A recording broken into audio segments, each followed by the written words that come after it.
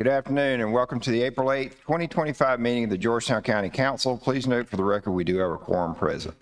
Please join us as Councilor Reverend Cooper leads us in the invocation followed by the Pledge of Allegiance.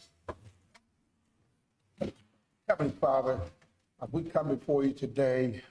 We ask, Lord God, your covenant. We ask, Lord, that you would order our steps today. We thank you for bringing us far and near.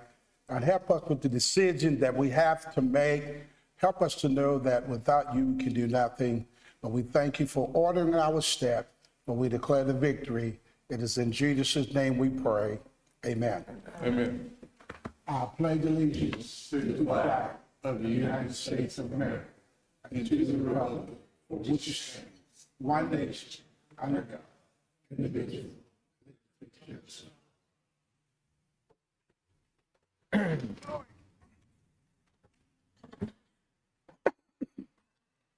All right.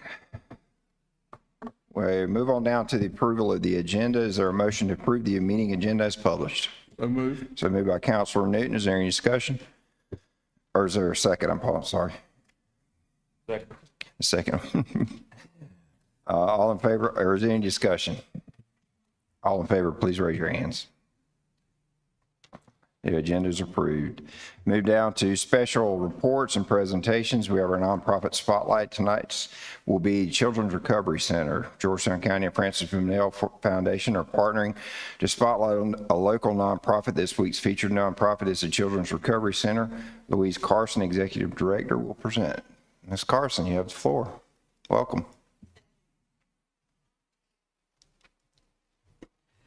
Hi, good evening. Thank you for having me. I am honored to be the Executive Director for the Children's Recovery Center. The first slide that you see up here is a picture of the Children's Recovery Center. We're located on High Market Street at 2305 High Market Street. The Children's Recovery Center is what's called a Child Advocacy Center. The model for the Child Advocacy Center is to be in a house because it's a much less threatening place for a child to have to come to receive healing services from child abuse rather than a police station or a DSS office. Our mission is to offer hope and healing to child abuse victims. Next slide. We've been serving Horry and Georgetown counties since 1996. Before 2023, we always leased various spaces in Georgetown to see kids here. And in 2023, we purchased our building on High Market Street. Because we really wanted to put roots in the Georgetown community. We are a 501c3 and we are governed by a board of directors. The kids who come to the Children's Recovery Center are ages 6 weeks to 17 years old. They're victims of sexual abuse, physical abuse, and many kinds of neglect and maltreatment. The most common cases we see are for sexual assault, and the average age of the sexual assault victim we see in Georgetown County and in Horry County is 10 years old. We are the first stop in their healing journey for abuse. When the kids come to the Children's Recovery Center, they receive a forensic medical exam. This is a head-to-toe medical exam performed by one of our 2 doctors. It's really important for us to know that the children are healthy, and it's also important for us to be able to reassure them that they're healthy and that their bodies are okay after an assault. After their medical exam, each child has a forensic interview. A forensic interview is a one-on-one interview where the child meets with one of my trained forensic interviewers by themselves in a room, and there's a camera up in the room, and on the other side of that camera are law enforcement, DSS, or anyone who's involved in the referral of the child's case. They can come and watch that interview in real time. The purpose for this is we don't want these kids to have to tell these stories any more than one time. The stories they come with, you would not believe. They are horrific. And so we don't want the child to have to repeat the story at the Children's Recovery Center for the police or for DSS. It's better that they just tell it one time. After they have the forensic interview, we provide advocacy, education, and referral for other services. We provide therapy on site in both Myrtle Beach and Georgetown, and we provide referrals for medical, dental, clothing, food, housing. The child abuse is one problem that these kids have endured, but there's a whole host of other problems. And there's usually a lot of other services that they need besides just the Children's Recovery Center. The only way we take children is by way of referral, and the only referrals we take are from law enforcement, DSS, or a medical provider. Next slide, please. This is a snapshot from 2021 to 2024. As you can see, in Georgetown, since the pandemic, the number of children who we've seen here have gone down. I don't know exactly what the reason is for that, but one of the reasons I wanted to buy a property here and to move here is we want to make sure that no child who needs our services is not getting them. We've been doing a lot of education in Georgetown, a lot of training with DSS, with the Sheriff's Department, with the Police Department, to let people know our referral process and to give them some guidance as to what to do if there's an allegation of abuse. Next slide, please. This is a PSA that was made by one of my board members last year, and it's really powerful, I think, so I wanted to play it for you all. The Children's Recovery Center has provided services for Horry and Georgetown counties for over 27 years. 1 in 10 children will be sexually abused before their 18th birthday. The average age of the sexual assault victim is only 9 years old. The statistic crosses all racial and economic barriers. It is happening in our communities. The Children's Recovery Center has seen a 36% increase in victims that they have seen since 2015. The Children's Recovery Center provides children of abuse with a coordinated investigation, Through forensic interviews medical examinations, Advocacy, counseling. and education. It is crucial to bring awareness for what the Children's Recovery Center does for our communities. and work towards a safer environment for our children. Please join me in supporting the Children's Recovery Center. Because it takes a village.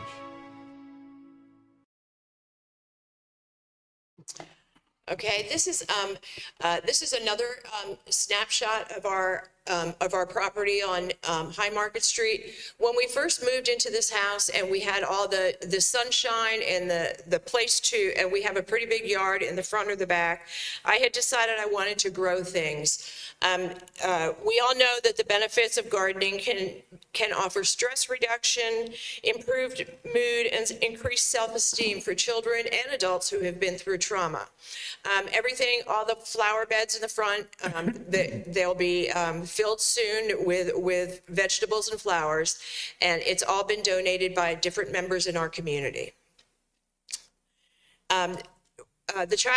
April is Child Abuse Prevention Month. The pinwheel is the symbol for child abuse prevention because it flows freely like a child should.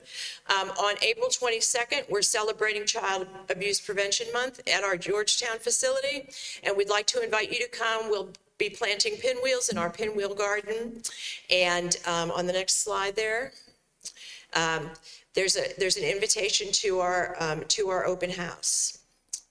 And we want to thank you for spotlighting us today. And we are honored to be serving Georgetown County and helping child abuse victims heal.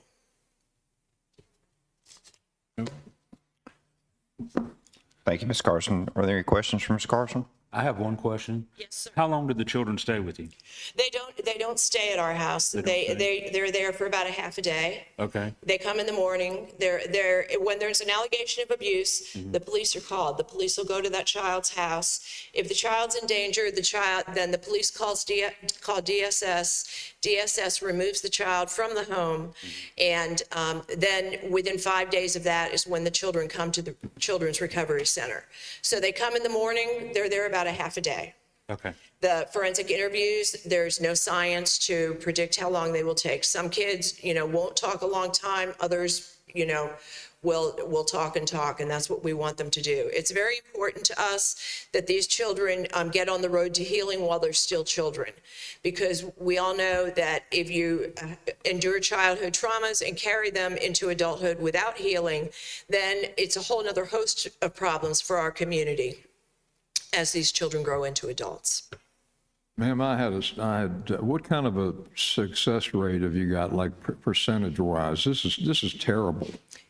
Well, yes, and I wish I could tell you we had we don't have a very high success rate. You mean with children like completing therapy? Yes, ma'am. About 26%. 26%. So, but we are, we're warriors. The kids who do come to us are resilient, and they are strong, and they, they want to heal. And so we just do the best we can to help everyone the best way that we can. Well, God bless you all for what you're doing. Thank you. It's my honor to be able to do it. Ms. Carson, how are you guys funded? We are funded through private grants and fundraising. And Palmetto Giving Day, oh yes, I would be remiss if I did not mention, you all have a little card, and it's for Palmetto Giving Day. The Children's Recovery Center, this has become our biggest fundraiser of the year. And last year we made $110,000. Oh, wow. This year, we're on track to hopefully make that much and maybe a little bit more. Here in Georgetown, what is your budget for the year? For $174,000. Okay.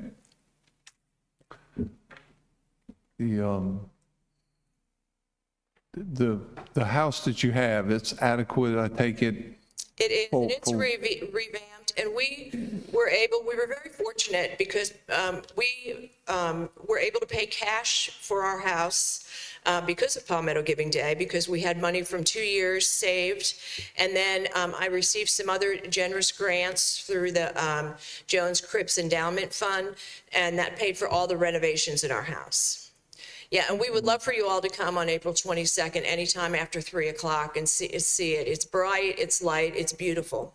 Okay, very good. Thank you so much for all that you guys do. Thank you. Thanks for having me. Ms. Carson, when a child's brought to you guys, do you see more single children, or is there usually 2 or 3 at a time?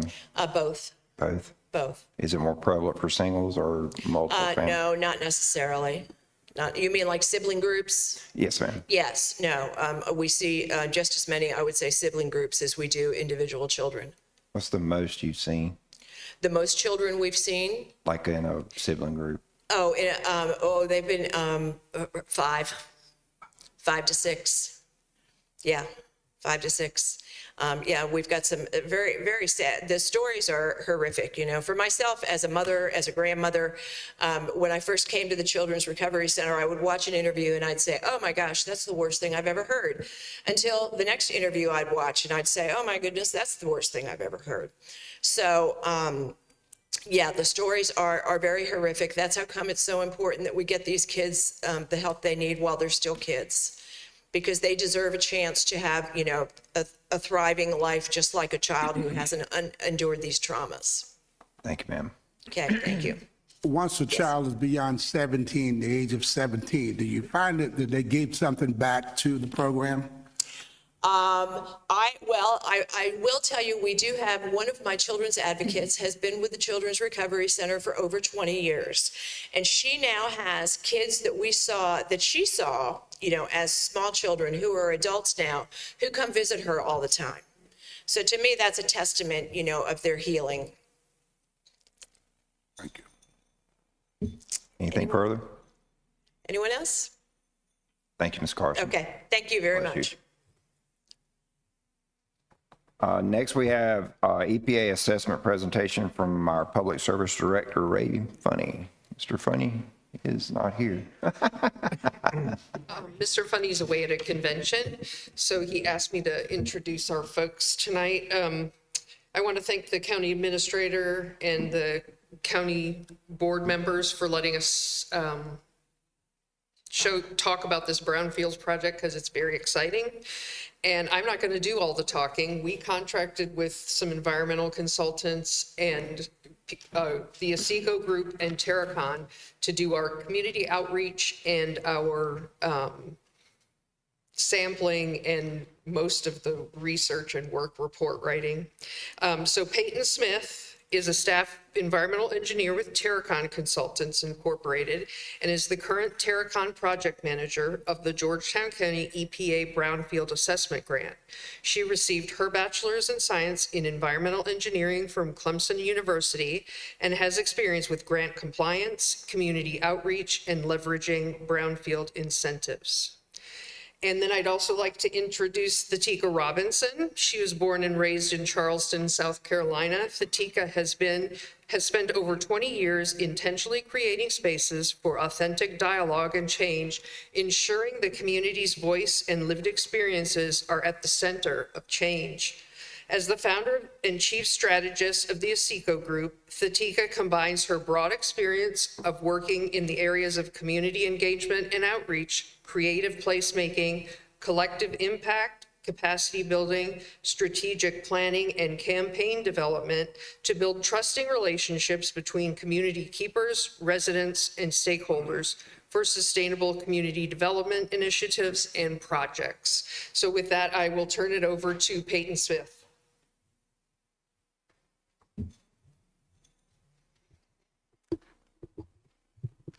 Thank you very much for having me today. I'm a bit tall, so I'm trying to adjust this. My name is Peyton Smith. I am an environmental engineer with Terracon Consultants, and I am the project manager for the Georgetown Brownfields Grant Program. To give you some background, Georgetown County applied for this grant. It's very competitive, an assessment grant from EPA, and was granted this about 2 years ago, and has contracted Terracon, and we work with the ASECO group, who we'll talk in a bit, to manage this grant for Georgetown County. Before I really dive into what this program is all about, I wanted to make sure we had a clear understanding of really what a brownfield is. So go ahead and next slide. This is one of our projects that we worked on up in the upstate. This is a key example of a brownfield. When you look at it, it looks like a pretty old building, maybe a rundown building, unused building. And this is a prime example of what a brownfield could look like in your county on a day-to-day basis. You're looking for your abandoned buildings, unused properties, maybe underused properties, or properties that might have some sort of association with contamination. And this grant is the foundational step, step one that would take from changing a building like this into a CrossFit gym. Or next slide, here's another old building that a brownfield grant eventually converted to a little town community area. But all these sites don't always have to be the messy, contaminated ones. I'm sure there's multiple open fields and unused spaces in Georgetown. That's also a prime example of a brownfield. You can do next slide. So a lot of the times, sites like this can be very contaminated, and you really will have no idea because it'll look perfectly clean on top. And that's where we get into the problems aren't always obvious. There are quite a few different environmental tests we can do to determine maybe sources of contamination that are a bit difficult to see and could be underground. This is some assessments we did at a site probably about 2 hours away, where we were able to map a contamination plume in the groundwater, which is what you're seeing there. All those vertical borings are some soil borings we've done and well borings we've made where we're able to collect this data. And this is really how I wanted to kick off the presentation, with what a brownfield is and why we're doing this in Georgetown. So you can do next slide. A brownfield is the real property expansion, redevelopment, or reuse, which could be complicated by hazardous materials, petroleum, anything that could potentially keep a developer from really not wanting to purchase that property. And it could be present, it could be the fear of something being present. A brownfield could be perfectly clean. So this grant that Georgetown won would be to target these sites and redevelop those sites that might not be getting the love in Georgetown. Some common examples we like to look for throughout the area are vacant properties, abandoned properties. These can be old dry cleaners. One of our favorites are old schools. You'd be surprised by what you'll find in those. Industrial properties, landfills are a great one, which we'll hear about more later. But really those abandoned properties and unused properties are the key brownfields we're looking for. This is a really good example of a brownfield. I love to do this being a Charleston local. If you've ever driven over the Ravenel, this is a key brownfield you're gonna see every day. Driving into downtown on your right, this is Romney Street. This is an old landfill, 1960s. I like to say if you see a ton of green land in downtown Charleston, it's probably not that pretty underground. And this site has been attempted to be redeveloped multiple times, but because that landfill right there, this is one of the key brownfield examples, probably in the Low Country. So like I was saying earlier, Georgetown County won and was received this very competitive grant for $500,000. This is used to assess properties all over this target area you see here. It goes all the way from probably about half of downtown Georgetown down into the Maryville area, all the way up through Andrews. This is our target area. Target areas can be selected for a multitude of reasons. EPA really likes to target areas that have quite a selection of maybe abandoned properties or certain different factors. So this was the census tract we decided to target for this grant when we applied 2 years ago. This is Census Tract 107. This grant includes multiple different tasks. We start with site identification. So I performed a very comprehensive review of this entire area, and I've got a very long, boring list of potential sites that we could assess within this grant. And then we're actually performing those site assessments. So we can go out and assess a property, look for environmental concerns, and help answer the questions that are needed to eventually push the site towards redevelopment. With this grant funding as well, we do remediation and reuse planning. This can be anything from reaching out to architects about potential new building models or more research on what would need to happen. Say there's an underground storage tank that's in the path of where a potential building would want to go in the future. We do also quite a bit of community outreach. That's one of the key foundational aspects of this grant that EPA has established, is to make sure the community has a key role in this grant in decision making. With that, we've developed a steering committee, which I think we should have a member or two in this room perhaps, and that steering committee helps us make these decisions, and they helped us compile that list of potential sites to assess. And then programmatic supports the everyday work that my company's doing behind the scenes. Is the census tract also a opportunity zone? Yep. One of the reasons that we prioritized that census tract was to go after certain opportunity zones. So this is a multitude of multiple different opportunity zones that we decided to target for this grant to make it look a little bit more attractive to EPA. Thank you. Yep, so as I was saying, our overall goal is to assess brownfield properties. We really want to target areas in Georgetown. That would be great for potential reuse. With this grant, we were partnered with Georgetown County, obviously. The EPA is really where the source of money is coming from, so we've got a very great project manager we're working with on a day-to-day basis.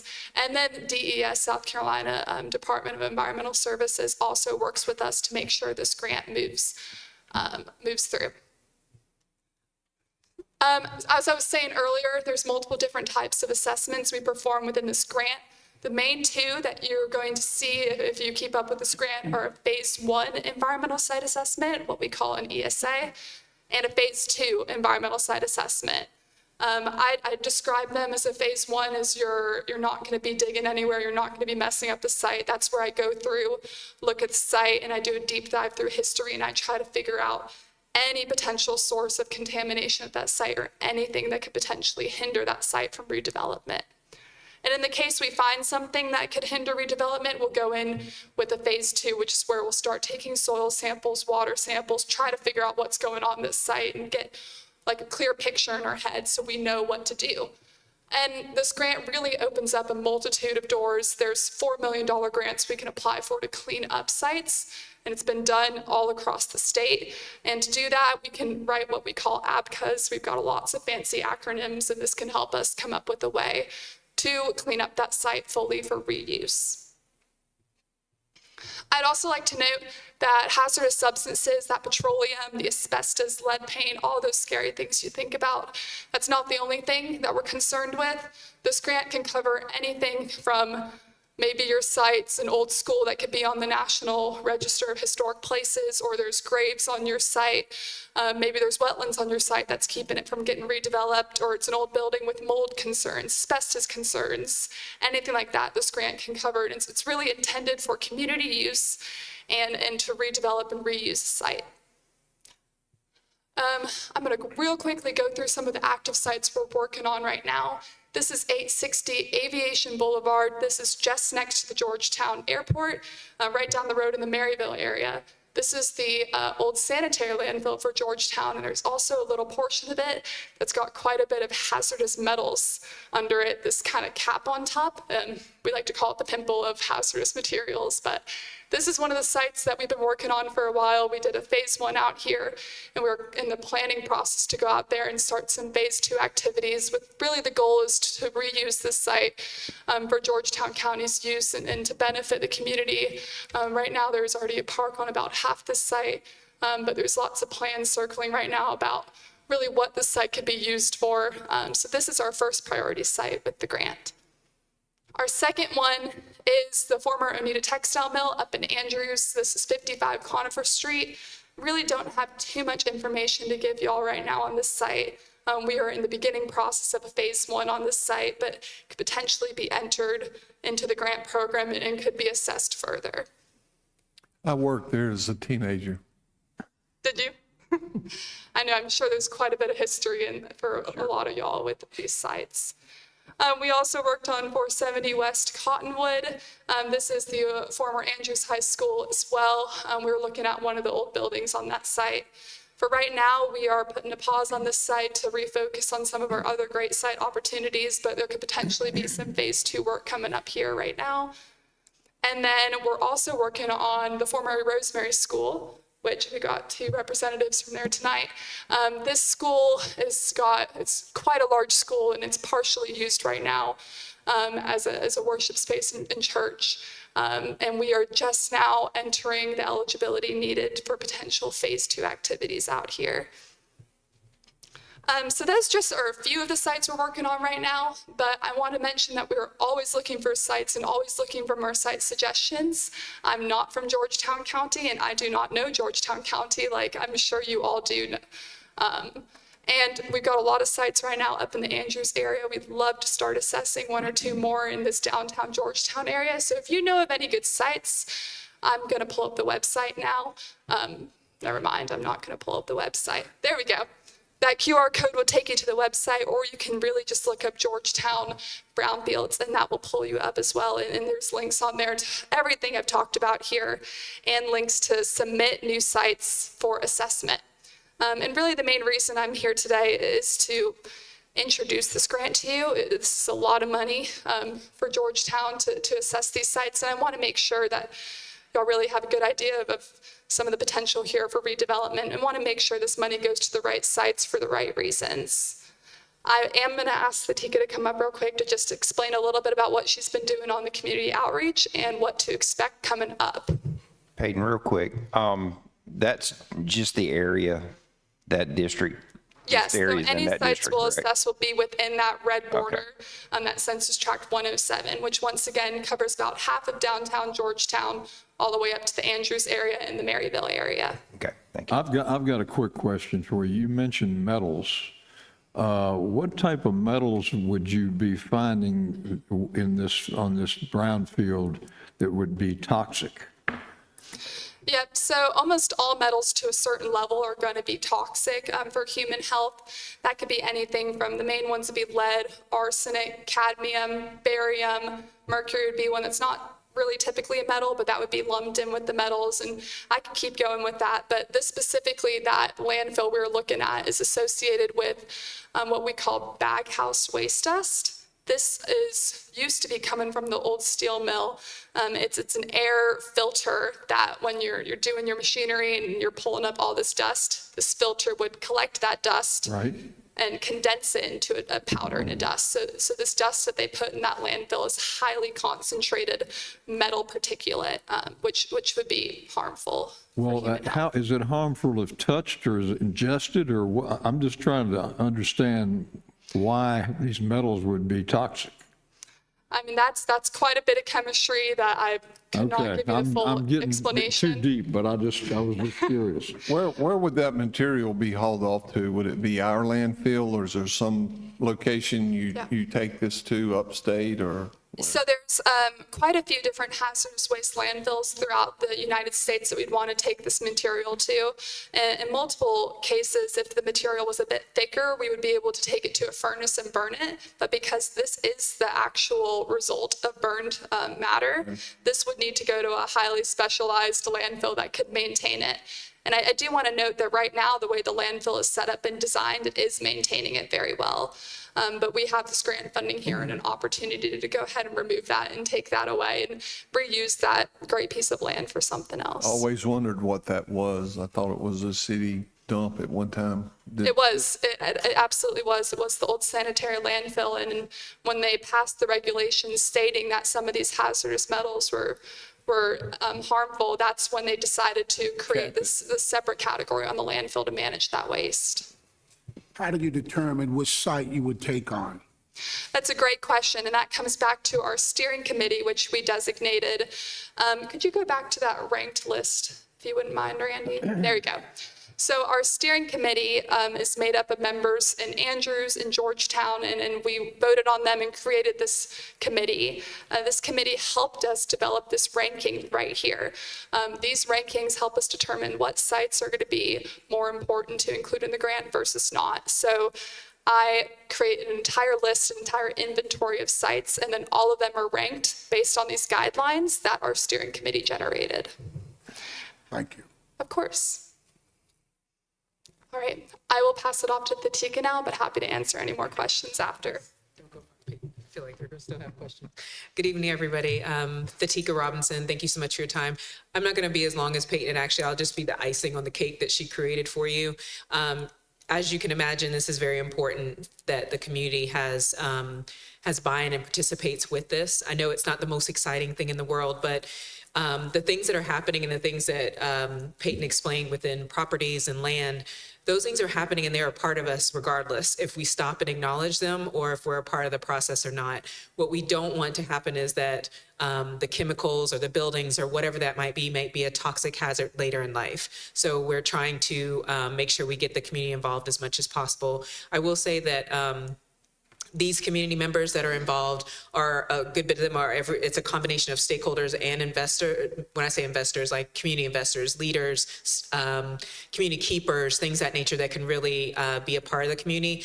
Some of the things that we have done is, as Peyton said, the committee has met twice already, and so we've had really great meetings around that, and they've been participating in that space. We've had a couple of community meetings, but what we found is that people came out in the beginning to show their interest, and then it kind of dwindled down. We think we'll just charge at the fact we feel like we over-communicate how things are going, so people feel like, well, I don't necessarily need to come because I'm learning so much, so we'll consider that a plus, but there is something about meeting in person and getting that just the same way that you are engaging with us now.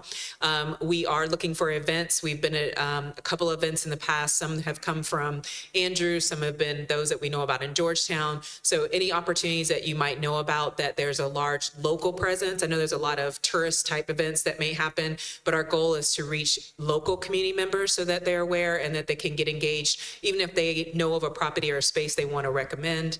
And also there's collaborations at all times, like we'll be at the Rotary in a couple of weeks. Is it next month? Next month. We'll be at the Rotary next month. And then there's a couple other events that we've been invited to be a speaker. We've spoke to the chamber. So that gives you an idea of some of the groups that we partner with on this process to make sure that we spread the word, like wherever the community is, we'll come to them to be a part of the agenda to just help spread the word if it aligns. Obviously, Peyton mentioned our website.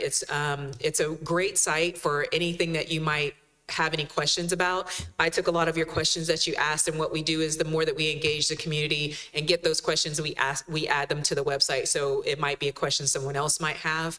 Thank you, Randy. and then also, I don't remember what the last bullet point was. But as you can see on the website, it's a very detailed site. You can see the community members that have been selected for the committee. As you go up, there's, as Randy's going down, there's the timeline so that you can see that firsthand. Where are we? So that star will move along the process. Keep in mind, this is a 4-year grant.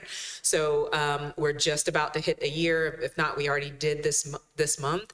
You can also see the process of the grant timeline that's been laid out. Terracon did a really great job of laying that out. So you could see from the stages of 1 all the way to the end. And then you can see there's additional drop downs there for any questions, any events, any specific examples of the sites that we said. So there's pictures and details so you can follow along there. This is a very transparent process. Nothing about this is secret. We want the community to be aware of what's happening. And then the calendar will show you any events or community meetings that we have coming up. There's also like forms, things that nature that you can connect to, et cetera, et cetera. So thank you so much. If anyone is listening or if in the room and you do have a place that you'd like us to come and speak, we'd be more than happy to do that. If not, please follow along. We just want to continue to engage the community during the process of the grant. Yes. You made mention about perhaps participating in a local event. On this Saturday, there's the Autistic Walk in Andrews. Yes. That walk, I think, begins at 10 a.m. There'll probably be anywhere a range between 250 to 400 people probably will be there Saturday. So Okay. I wanted to make mention of that to you. Thank you so much. I will just say Maretta beat you to it.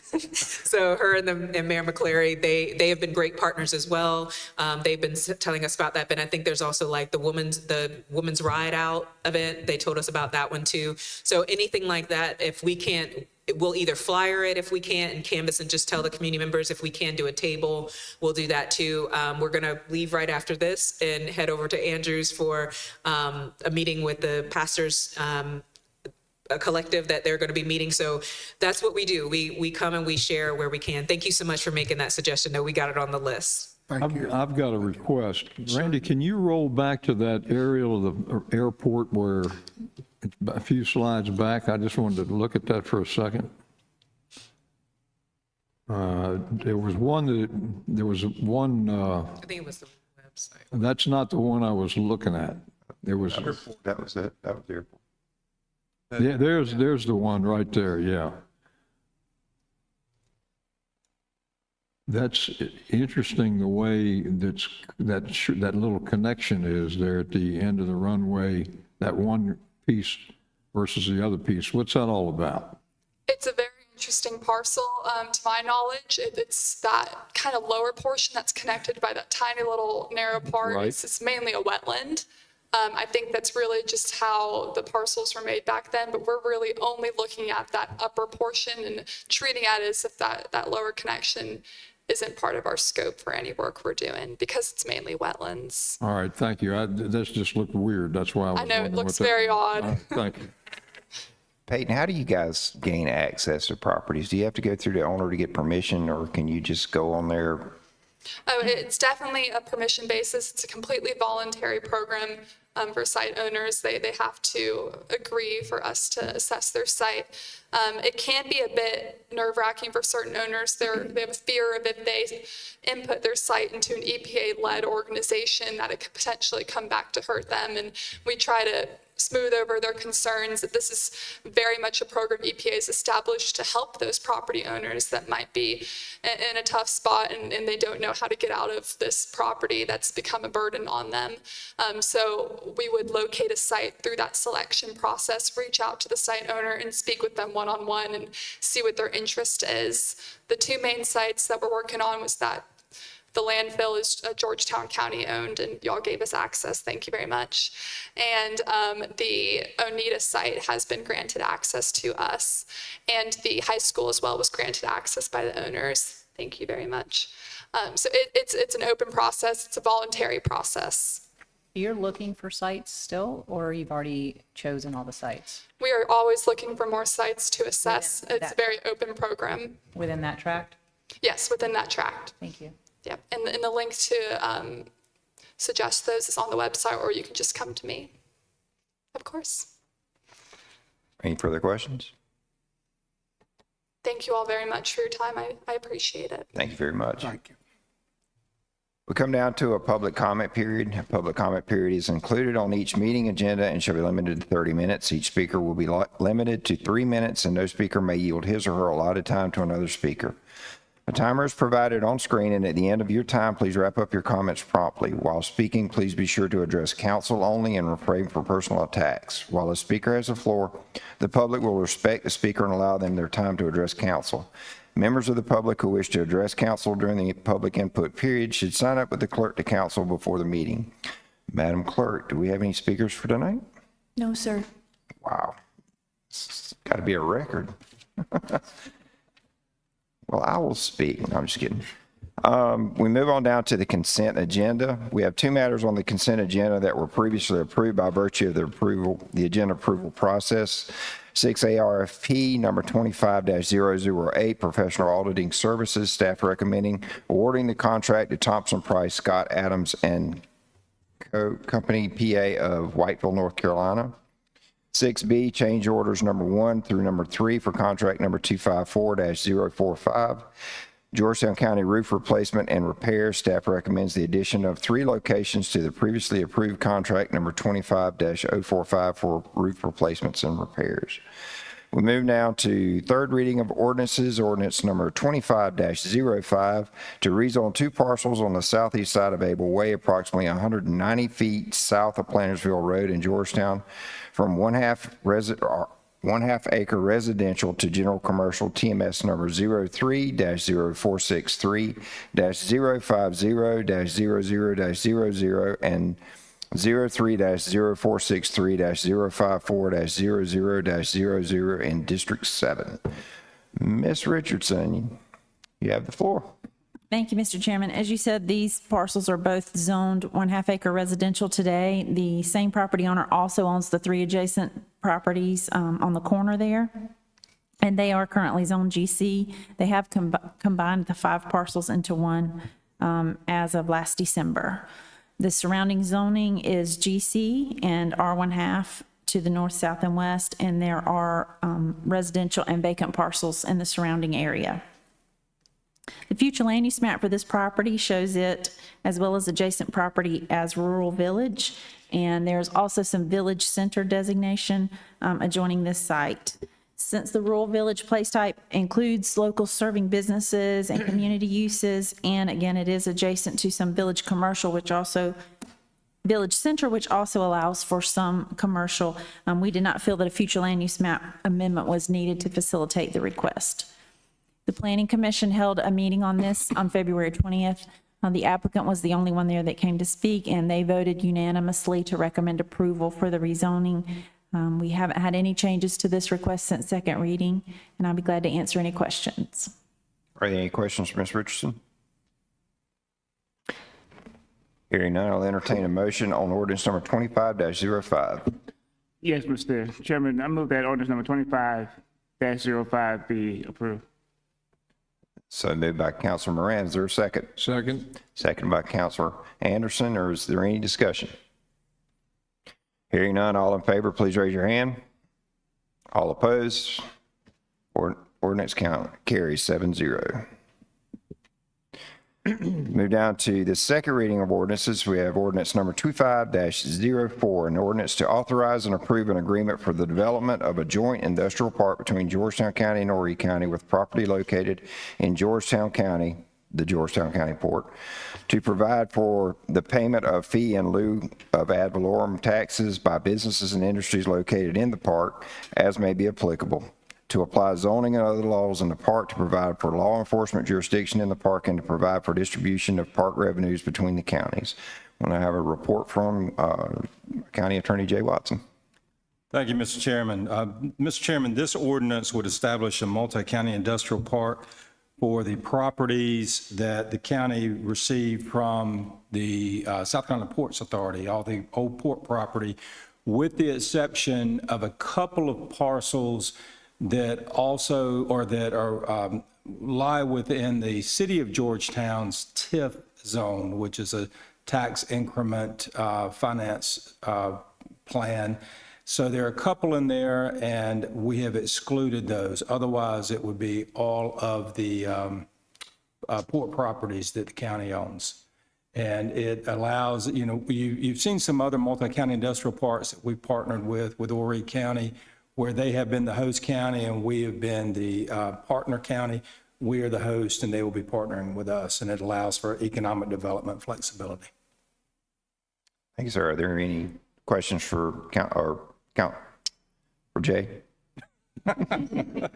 Mr. Watson, we've got what, like 43 acres in there? How much of this property is going to be excluded based on what you just said? Is it just a couple of acres or? Yes, sir. It's not, as far as the overall property, it's not a big percentage of it. I'd be happy to provide you. No, that's all right. If it's noise level stuff, that's fine.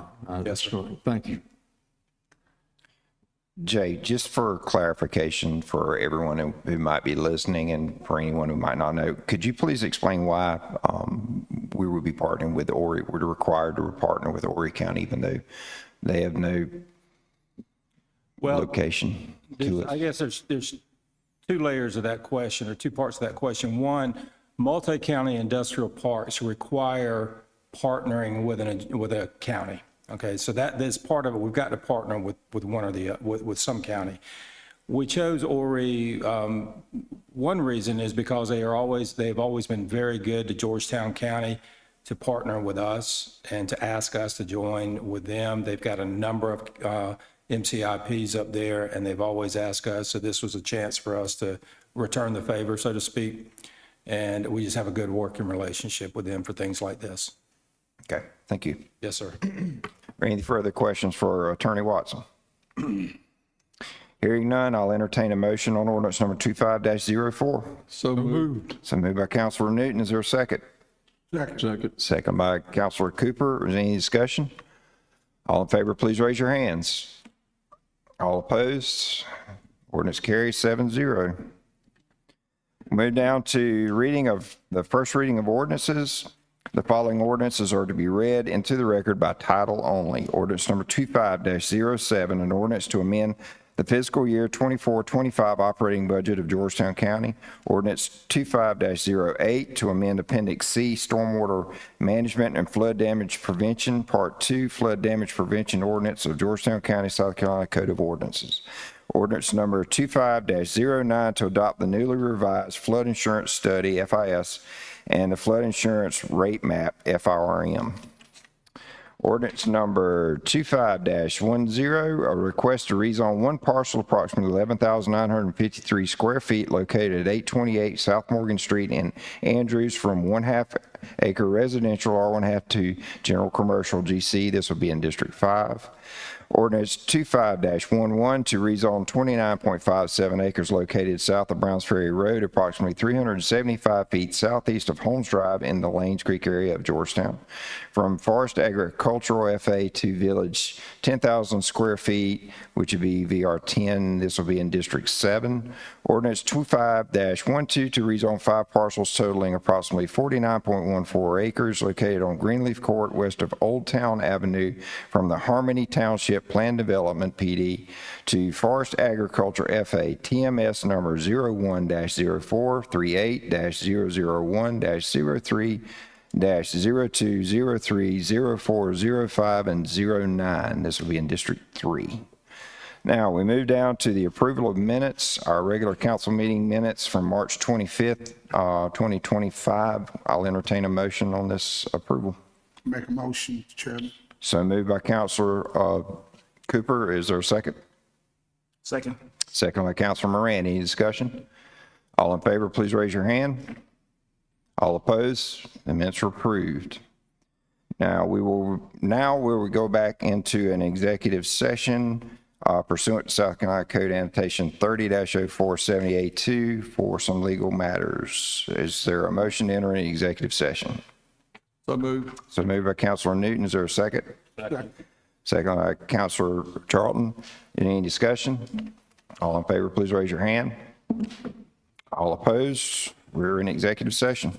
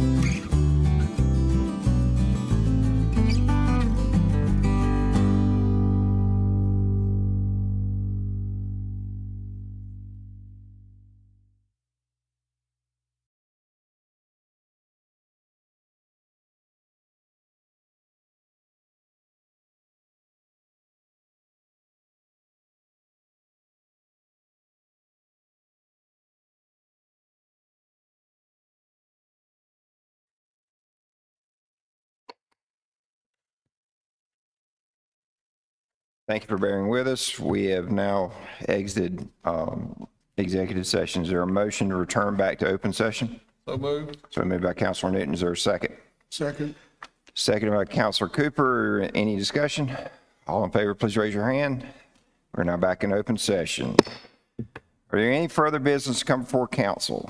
Yes, Chair, I have a motion to approve the mediation agreement. You have a motion from Councilor Mercado to approve the mediation agreement. Is there a second? Second. Second by Councilor Charlton. Is there any discussion? All in favor, please raise your hands. All opposed? Motion is approved. Is there any further business to come before council? Just for the record, Mr. Chairman, just want the public to know that no votes or anything were taken while we were in executive session. Thank you, Councilor Morant. So if there's no more business, I'll entertain a motion to adjourn. So moved. So moved by Councilor Moran. Is there a second? Second. Second by Councilor Newton. Any discussion? All in favor, please raise your hands. We stand adjourned.